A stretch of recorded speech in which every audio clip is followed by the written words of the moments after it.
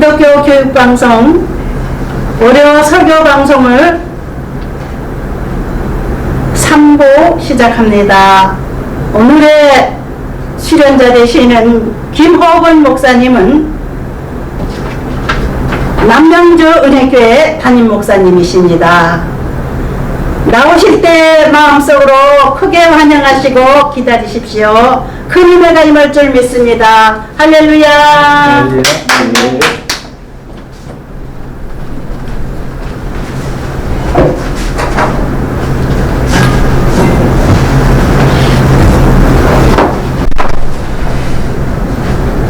오늘 하나님께서 우리에게 주시는 말씀은 베드로전서 5장 7절로 11절의 말씀을 통해서 믿음을 굳건하게 하라 하는 하나님의 메시지를 받도록 하겠습니다.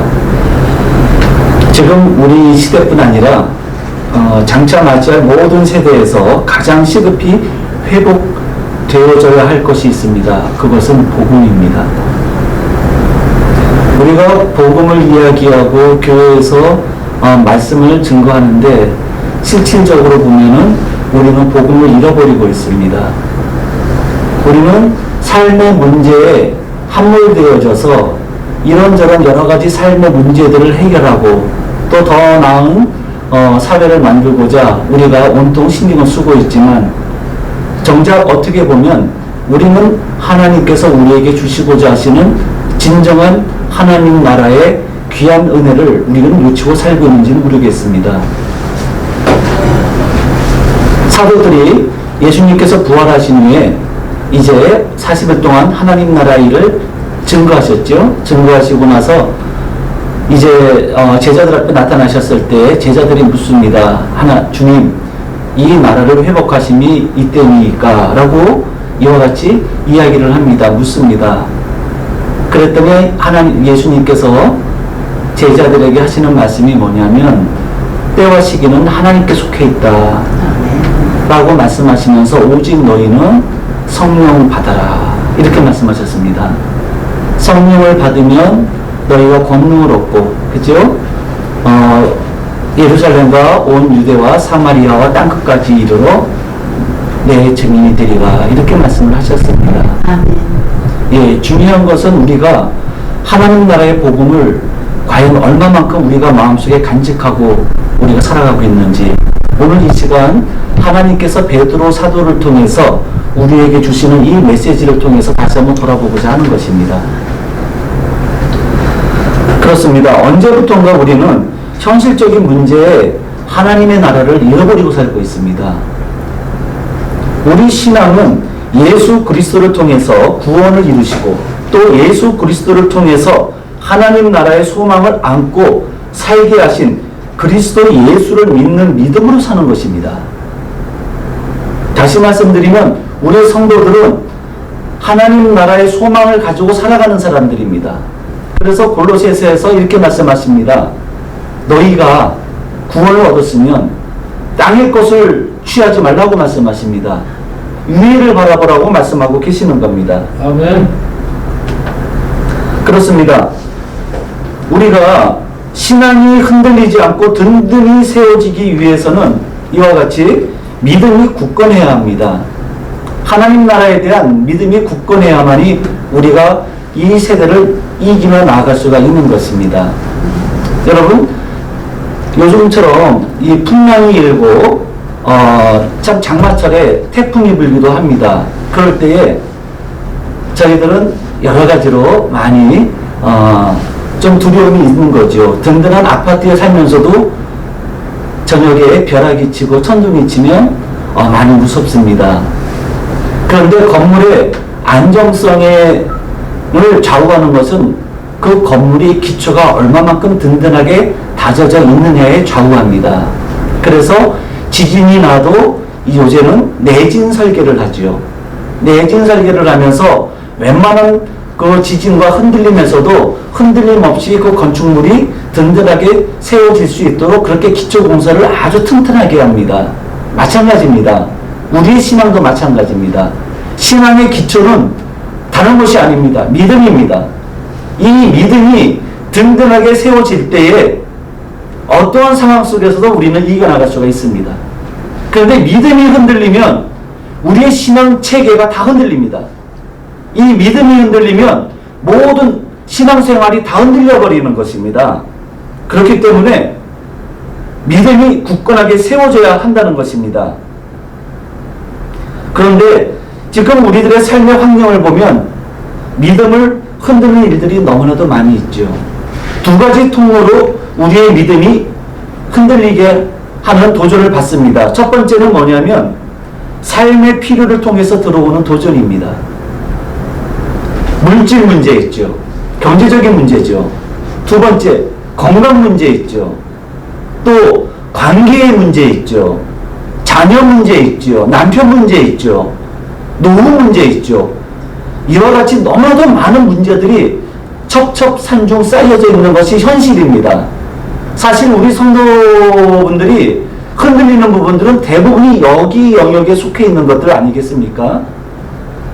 우리가 긴급하게 메꿔야 될 돈이 있는데 그 돈이 없어요. 융통할 수 있는 길이 없습니다. 요즘처럼 금리가 올라가서 은행 대출 받는 것도 쉽지가 않습니다. 많은 분들이 집을 사겠다고 대출을 받았는데 금리가 올라가면서 지불해야 될 이자가 갑자기 올라가서 그것 때문에 허덕이는 분들이 한두 분이 아닙니다. 장사하시는 분들 마찬가지죠. 이와 같이 가정경제가 흔들리게 되다 보면은 사업하시는 분들 어떻습니까? 빚내서 돈 빌려서 이와 같이 사업장을 냈는데 음식점이고 뭐고 냈는데 사람들이 안 와요. 왜? 가정경제가 힘들다 보니까 가장 먼저 긴축하는 부분이 외식입니다. 그러다 보니까는 사업장은 사업장대로 힘들어지는 상황 속에 놓여져 있습니다. 돈 문제입니다, 결국은. 저희 아들도 ROTC를 하면서 이번에 제대를 했습니다. 제대를 했는데 주위에서는 이 아이 보고 장기를 하라고 그랬습니다. 왜냐하면 지금 나오면 힘들다는 거죠. 주위에 많은 분들이 지금 사회적 환경이 안 좋기 때문에 군대에 있어라. 그러면 차곡차곡 진급이 되면 생활이 보장되고 네가 그 연금을 받을 때까지 군복무를 하게 되면 제대 후에 연금을 받지 않느냐.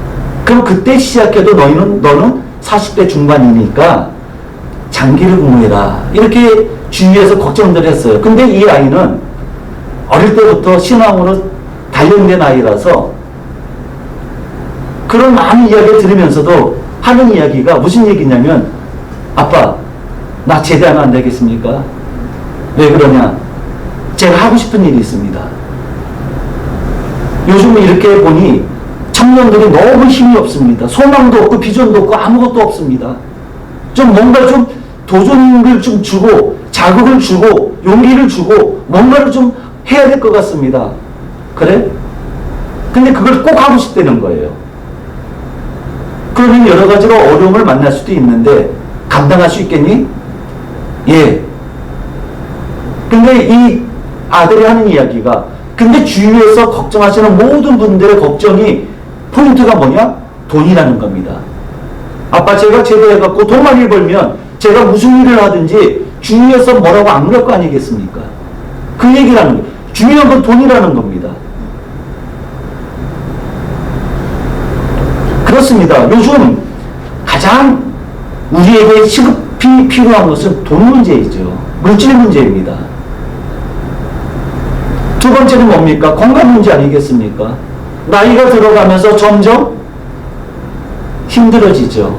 저희 교회에서도 얼마나 많은 분들이 이 허리 디스크 때문에 많이 힘들어합니다. 관절, 기본적으로 관절 수술 안 하신 분들이 없습니다. 다 관절 수술했어요. 그럼에도 불구하고 너무 힘들어해요. 그리고 성한 것이 없어요. 점점 세월이 지나가면서 한 군데 한 군데 아프기 시작을 합니다. 건강 문제입니다. 때로는 젊은 사람이 암에 걸려서 너무나도 비통하게 살아가는 모습들이 주위에 널려 있습니다. 여러분 한번 돌아보십시오. 요즘처럼 암 때문에 고통하는 분들이 얼마나 많이 있습니까? 건강 문제입니다. 또 한 가지는 뭐냐면 관계의 문제죠. 신앙생활을 하면서도 이 관계의 문제 때문에 고민하는 분들이 굉장히 많이 있다는 거죠. 그렇습니다. 이러한 문제들, 또 노후 문제도 있습니다. 너도 나도 지금 노후 때문에 노후를 책임지기 위해서 연금이다 적금이다 난리가 났습니다.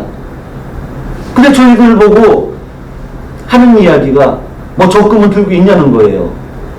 저희는 적금이 아니라 통장에 10원 한 푼 없습니다. 적금 들 생각도 없습니다. 지금까지 하나님께서 채워주셨는데 앞으로도 채워주시겠죠. 하나님께서 하시는 말씀이 뭐냐면 하나님께서 책임지신다는 거예요. 자녀를 맡은 자는 사람들은 그런 삶의 문제 때문에 휘둘리지 말고 오직 사명을 감당하는 일을 온전히 감당하라고 말씀하십니다. 구원은 하나님의 이름으로 구원하시겠다는 겁니다. 하나님께서 구원하신다는 거지 돈으로 구원받는 것이 아니라는 것입니다. 아멘. 그렇기 때문에 하나님께서 오늘날 목회자를 비롯해서 사명자들에게 원하시는 부분은 뭐냐면 내 뒷배경을 든든히 내가 살아갈 곳을 챙겨놓고 사명을 감당하는 것이 아니라 사도 바울처럼 모든 것을 다 내려놓고 자랑하는 것도 다 배설물로 여기고 그리고 오직 하늘의 상급을 위해서 뒤돌아보지 아니하고 이루었다고 자만하지도 아니하고 오직 표대를 향하여 달려가는 그 모습을 하나님께서 오늘날 우리 성도들에게 요구하시는 겁니다. 아멘. 그렇습니다. 삶의 필요를 통해서 우리들은 너무나 많은 도전을 받는다는 겁니다. 두 번째는 어떤 부분입니까? 조금 신앙이 성숙하신 분들에게 해당이 될 수 있겠지만은 그게 뭐냐면 믿음 생활을 하다 보면 여러 가지 어려운 일을 만나게 됩니다. 불이익을 당하기도 하고 멸시를 당하기도 하고 왕따를 당하기도 하고 심지어는 공격을 당하기도 합니다. 특별히 오늘날 한번 보십시오. 가치관의 충돌이 굉장히 심하게 일어나는 시대가 바로 오늘날의 이 시대 아니겠습니까? 우리의 어린 자녀들은 학교 가면은 혼란스럽습니다. 교회에 가면 하나님의 창조를 이야기하는데 학교 가면은 진화론을 이야기하거든요. 많은 사람들이, 많은 선생님들이, 많은 친구들이 당연히 진화론이라고 생각을 하고 있습니다. 바로 이러한 상황 속에서 우리 자녀들은 자기의 신앙을 지키기 위해서는 이와 같이 불이익과 친구들의 눈총을 받아야 되는 것을 감내를 해야 되는 일들이 너무나도 많습니다. 그리고 요즘 한참 뜨거운 핫 이슈가 되는 부분이 있죠. 성의 문제입니다. 여러분 한번 보십시오. 하나님의 천지 창조의 섭리는 양성입니다. 남자와 여자 이외에는 어떤 성도 없습니다. 그런데 오늘날 우리 사회는 어떻습니까? 하나님의 이 자연적인 성을 정면으로 도전하는 그런 시대를 우리는 살아가고 있습니다. 여러분 한번 생각을 해보십시오. 요즘 인간들은 사회적 성, 즉 젠더의 문제를 들고 나왔습니다.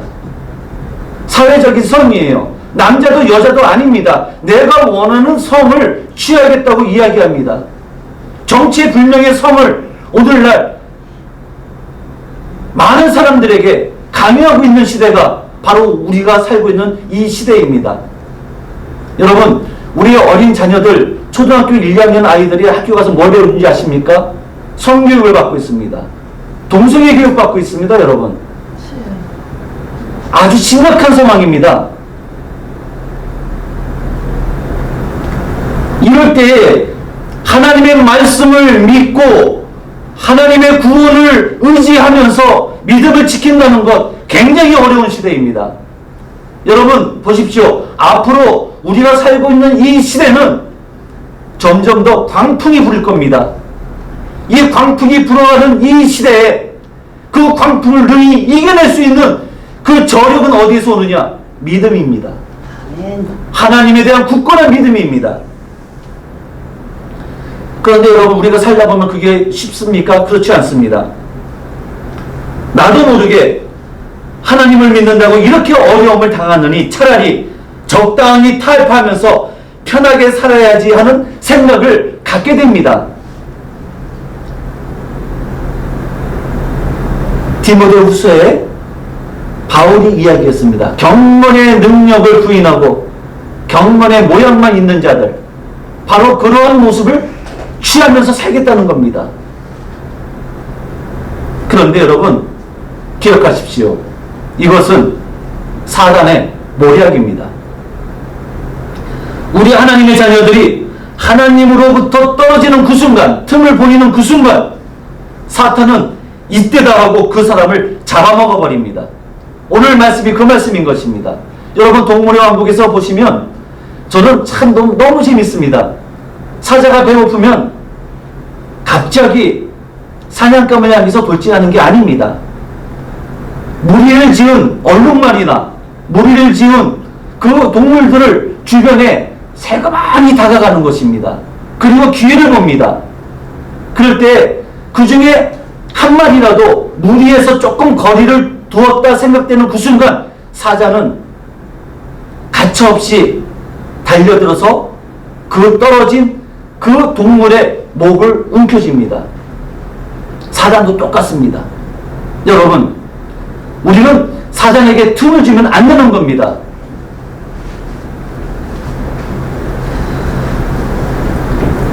그래서 오늘 이 베드로 사도를 통해서 하나님께 주시는 말씀이 무슨 말씀이냐면, 이제 이러한 시대를 살아가는 성도들, 그래도 끝까지 믿음을 지키고자 하는 이 성도들에게, 고난을 당하는 성도들에게 주시는 위로와 확신의 메시지가 오늘 본문의 말씀인 것입니다. 하나님께서는 베드로 사도를 통해서 이 죄악된 세대를 이길 수 있는 세 가지 능력을 우리에게 말씀하고 계십니다. 첫 번째입니다. 7절의 말씀에 보시면 너희 염려를 다 주께 맡기라는 것입니다.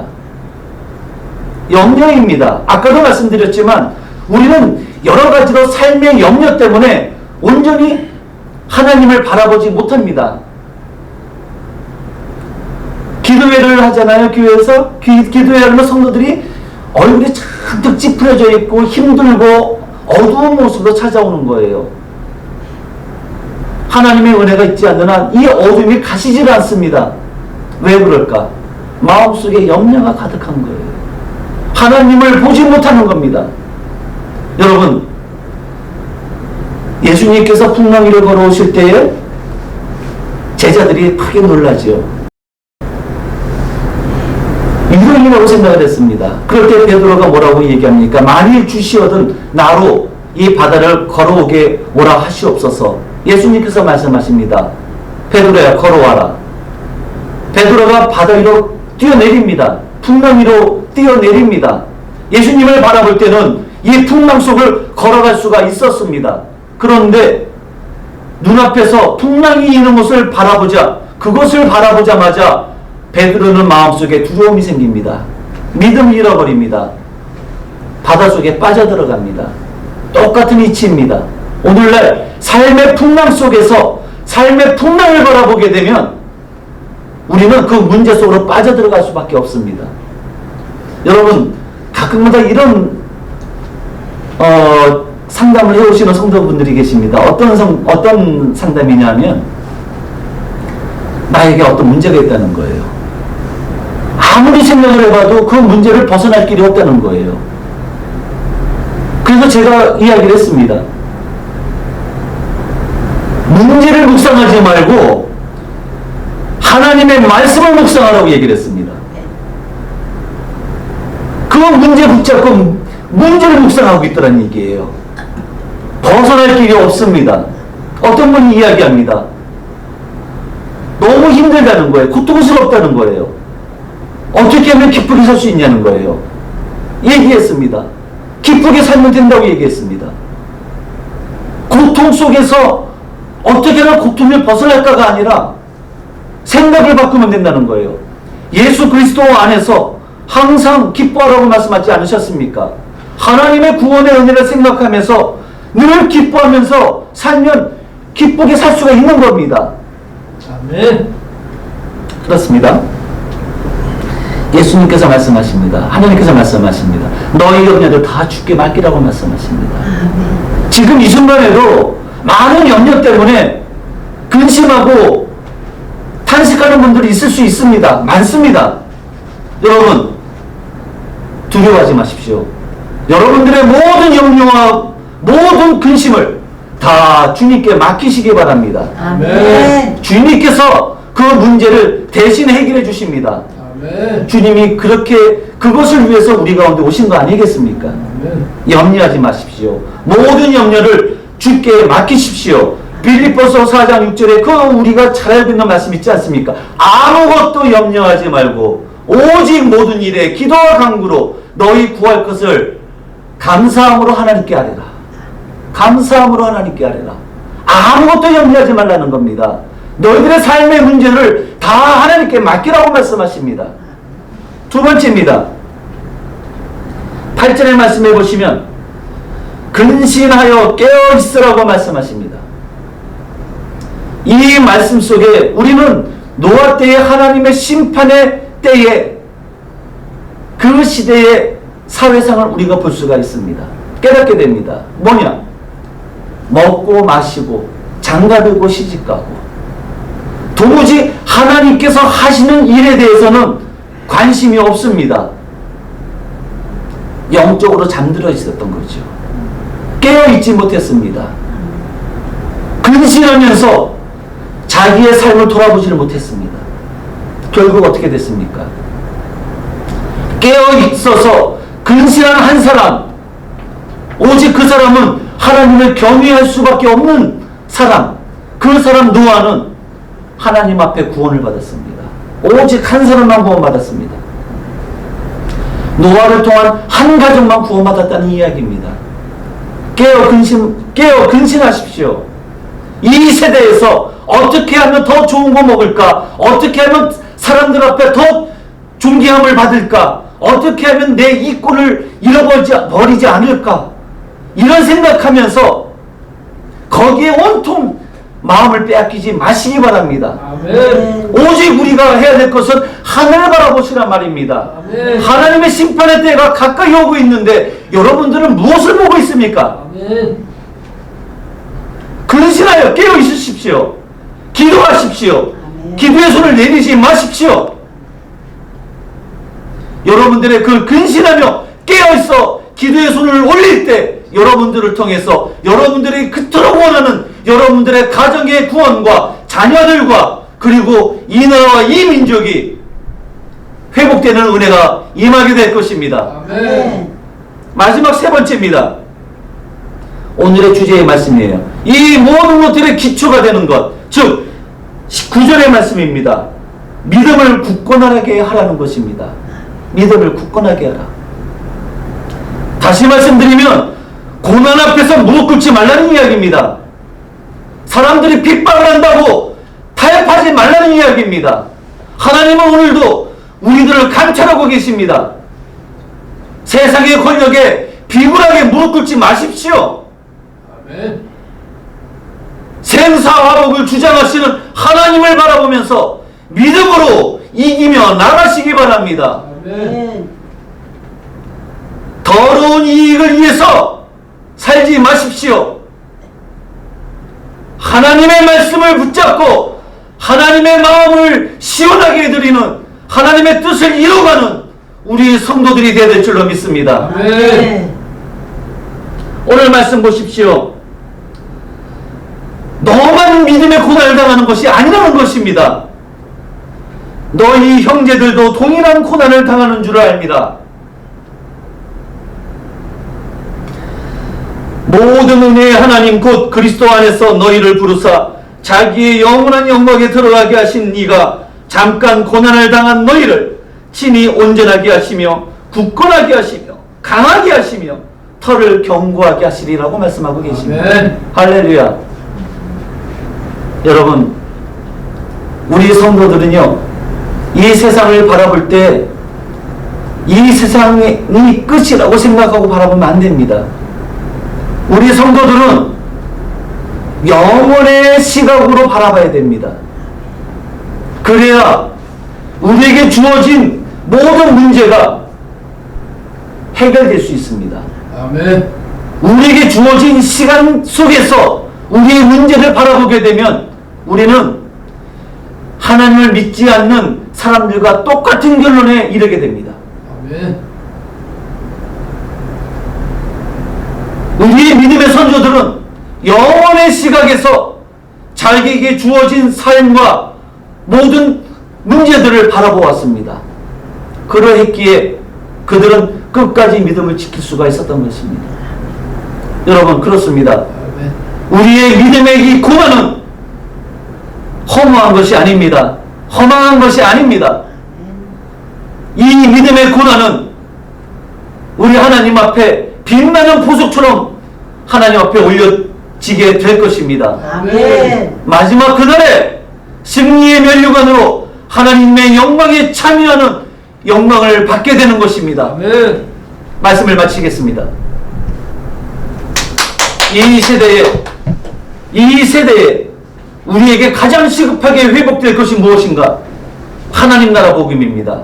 그리고 그 하나님 나라의 복음을 지키기 위해서는 우리가 어떻게 해야 되느냐? 믿음을 굳건하게 하라고 하나님은 베드로 사도를 통해서 우리에게 말씀하고 계십니다. 아멘. 믿음으로 승리하는 우리 대한민국의 모든 성도들이 되시기를 예수 그리스도의 이름으로 축복합니다. 아멘. 기도하시겠습니다. 살아계신 아버지 하나님, 이제는 허망한 것들에서 눈을 거두어서 생명의 주님을 바라보게 하시고 하나님 나라의 복음을 바라보게 하시고, 그러므로 말미암아 어떠한 상황 속에서도 흔들림 없이 믿음으로 아버지 하나님 나아가게 하여 주옵소서.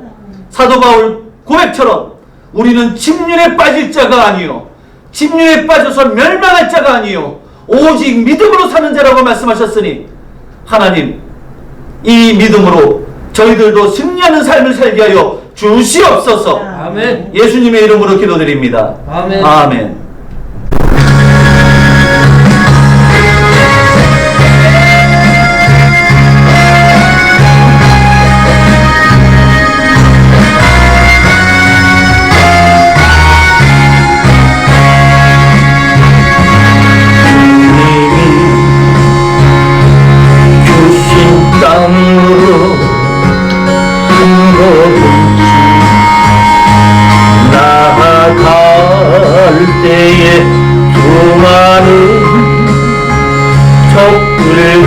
견고한 손 나를 두렵게 하지마.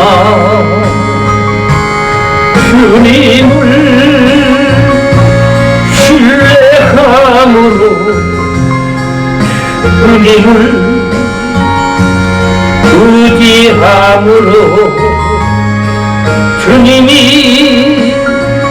주시는 담대함으로 큰 소리 외치며 나가네. 이 산지를 내게 주소서. 그날에 주께서 말씀하신 이제 내가 주님의 이름으로 그 땅을 취하리니 이 산지를 내게 주소서. 그날에 주께서 말씀하신 이제 내가 주님의 이름으로 그 땅을 취하리니.